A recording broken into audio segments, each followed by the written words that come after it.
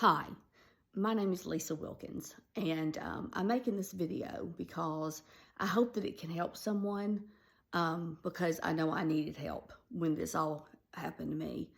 I guess I should start from the beginning. I married my high school sweetheart, and my mother pushed for it. I was a virgin when I married him, and I didn't have it for him, let's say.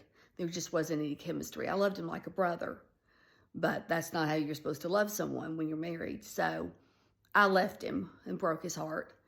And probably the biggest mistake of my life, honestly, now looking back. But then I married husband number two, which is my son's father. I have one son who's 17 now. And he was quite handsome and charismatic and just fun. I mean, and we had chemistry big time. So we got married. We had my son. And then we divorced because he wasn't willing to work to make a living. He was lazy.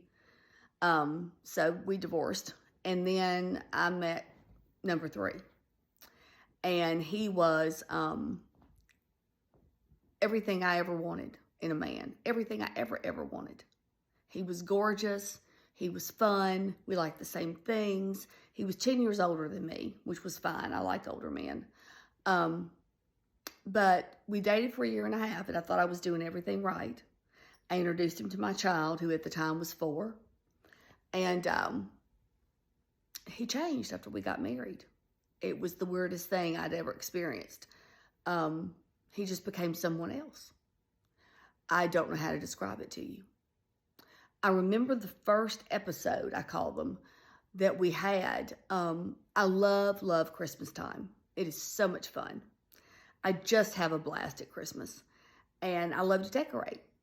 And I did our tree. And every year when I have the tree all done, the packages all wrapped, and it's just a few days before Christmas and I'm doing my cooking, I then take a picture of my living room at Christmas time and I post it on Facebook. And I had done that day. Didn't say anything to him about it. I mean, I didn't feel like it was a topic of conversation. And he walked through the den and I was sitting here reading a magazine. And he walked by my Christmas tree and he pointed at it and he said, "That is ridiculous." And he said, "People are making fun of you on Facebook." And I thought, what? And I said, what do you mean? I said, "They're not making fun of me."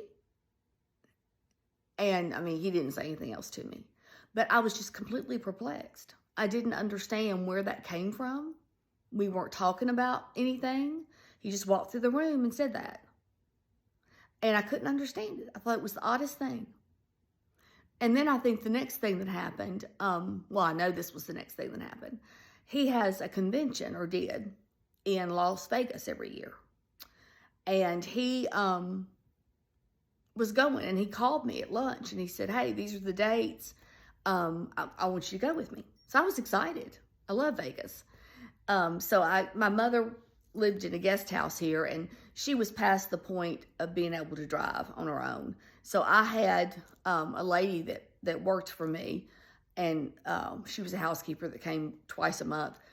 And she would come and check on William and my mother while we were out of town and go get whatever Mom needed from the grocery store. And of course I paid her.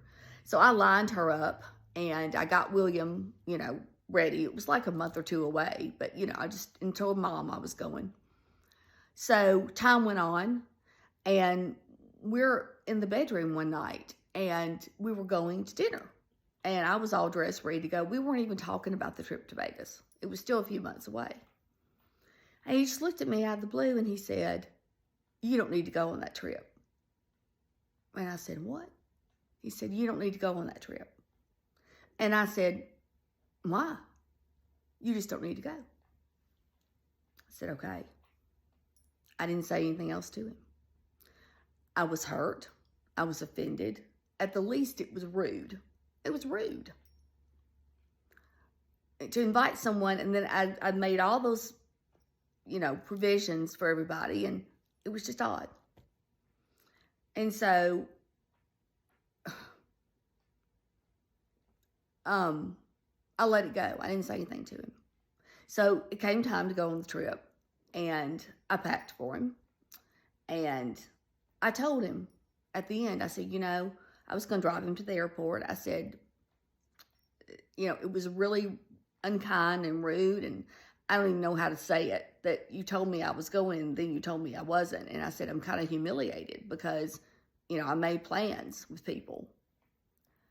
And he said, well, come. And I said, oh, no, I wouldn't go now for $1 million.